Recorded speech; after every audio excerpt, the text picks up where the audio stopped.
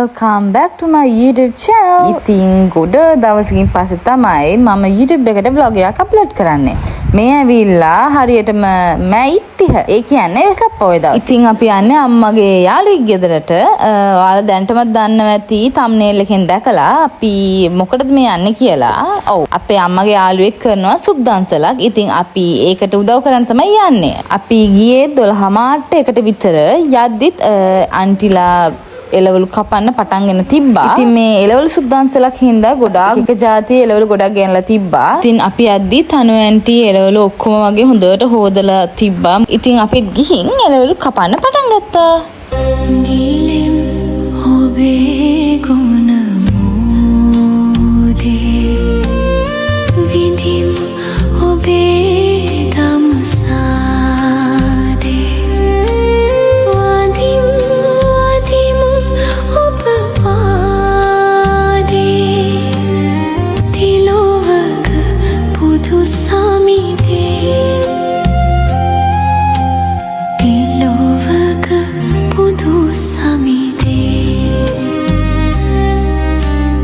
ඉතින් ඔන්නෝම අපි එළවලු කපලා ඊට පස්සේ තේ එකක් බොන්න වාඩි වුණා.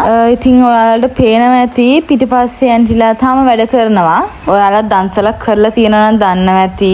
චර කට්ටේ හිටියත් කරන්න වැඩ ගොඩාරියක් තියෙනවා. උදාලා හිරුසේ ලොව සනසවනා තරුවියනක් සේ සිත පහදවනා උදාලා හිරුසේ ලොව සනසවනා තරුවියනක් සේ සිත පහදවනා සමිඳුනි ඔබ වේවා පහන් මාලය මණ්ඩලී. ඉතින් ඊට පස්සේ සුප් එකට දාන්න ඕන නූඩල්ස් ටික අපේ අම්මා මේ විදිහට කඩනවා. අපි ඇතුළේ මේ වැඩ ටික කරද්දී එළියේ ලිප හදලා සේ කල් දෙරමත් තියලා සුප් එකට වතුරයි එළවලු ඔක්කොම ටික දාලා තිබ්බා. අපි දැන් ඇවිල්ලා නූඩල්ස් ටිකක් දාලා ඊට පස්සේ තමයි 5 ලුණු ඒ දේවල් දැම්මේ. ඔයාලට මේ පේනා වගේ සුප් කල් දෙරන් දෙකක් හැදුවා. ඉතින් පළවෙනි එක තමයි මේ. පළවෙනි එක අපි ලිපේ තියද්දි 4:10ට 4 කාලට වගේ ඇති. පළවෙනි එක අපිට හොඳට තැම්බිලා සුප් එක හැදෙන්න පැය එකමාරකට වඩා වෙලාවක් ගියා. ඉතින් මෙහෙම සැරෙන් සැරේ ඇරලා අපෝ හැඳි ගාලා අපෝ වහනවා. මොකද සුප් එකක් නේ හොඳට තැම්බෙන්නේ නැත්තේ පැයනේ. ඉතින් පැය එකමාරකට වගේ පස්සේ මෙහෙම අපේ සුප් එක හොඳට උතුරනවා. එතකොටත් අපි අර හැඳි ගා බලනවා මොකද එළවලු තැම්බෙනවද තැම්බිල්ල තියනවාද කියලා චුට්ටක් බලන්න එපා නේ ඒක හින්දා.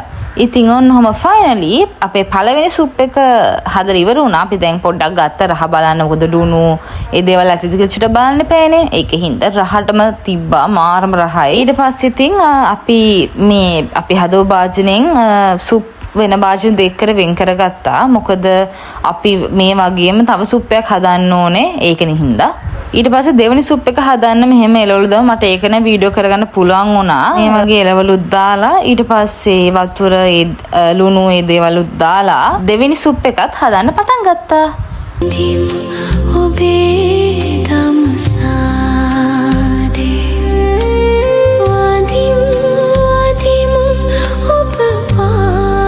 ඒ විදිහට සුප් එක හැදෙන්න තියලා අපි මිදුලට ආවා. මොකද දන්සල පටන් ගන්න අපිට වෙලාව අපි දැම්මේ 6:00. ඉතින් අපි දැන් දන්සල පටන් ගන්න ඕන කරන දේවල් ලෑස්ති කරනවා.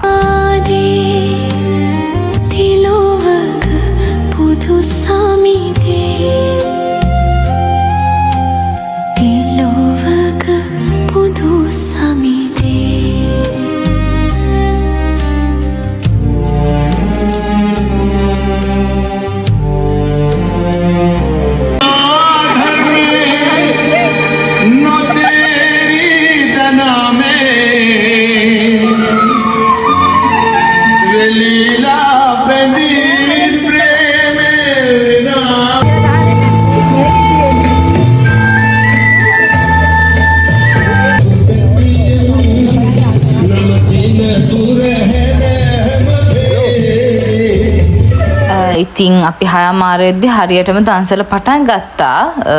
ගොඩාක් කට්ටිය ආවා සුප් බොන්න. බලන්නකො අන්තිම වෙද්දි මොකද උනේ කියලා අපිට.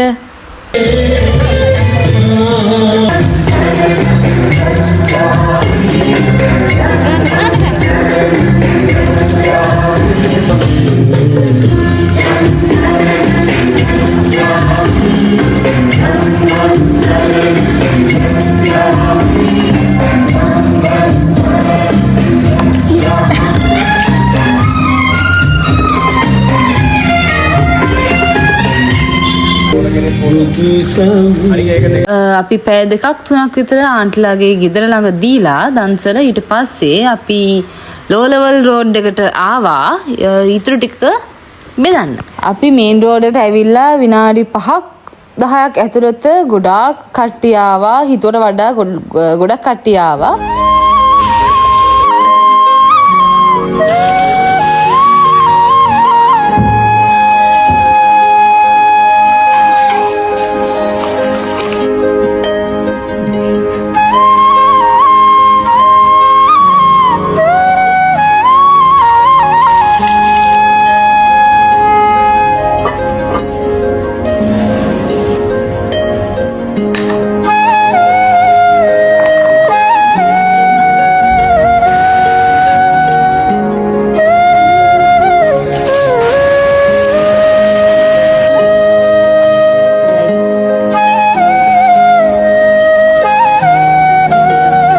ඉතින් පැයක් ඇතුළත අපේ සුප් ඔක්කොම දීලා ඉවර වුණා. හැමෝටම වගේ දුන්නා. දැන් අපි ඔක්කොම බකට්ස් ඒ ඔක්කොම දාගෙන යන්න ලෑස්ති වෙද්දී අපි මෙන්න මේ දේ තමයි දැක්කේ. ඉතින් මෙන්න මෙහෙම තැන් වල බීපු කප්ස් දාලා ගිහිල්ලා තිබ්බා. මොකද හැමෝම වගේ දන්නා මේ දවස්වල ඩෙන්ගු හැමතැනම තියෙන ලෙඩක්. ඉතින් එහෙම දැනගෙනත් දාන්සල් වලින් බීපු කෝප්ප තැන් වල එහෙම දාලා යන්න නැතුව එක තැනකට ඒ කියන්නේ අපි එතන බේසමුකුත් තියලා තිබ්බා කප්ස් දාන්න කියලා. ඉතින් එහෙම ඒකත් කරන්න නැතුව තැන් වල දාලා ඉහිලා තිබ්බා. ඉතින් අපි දන්සල ඉවර වෙලා ඒකත් අස් කරලා තමයි අපිට එන්න උනේ.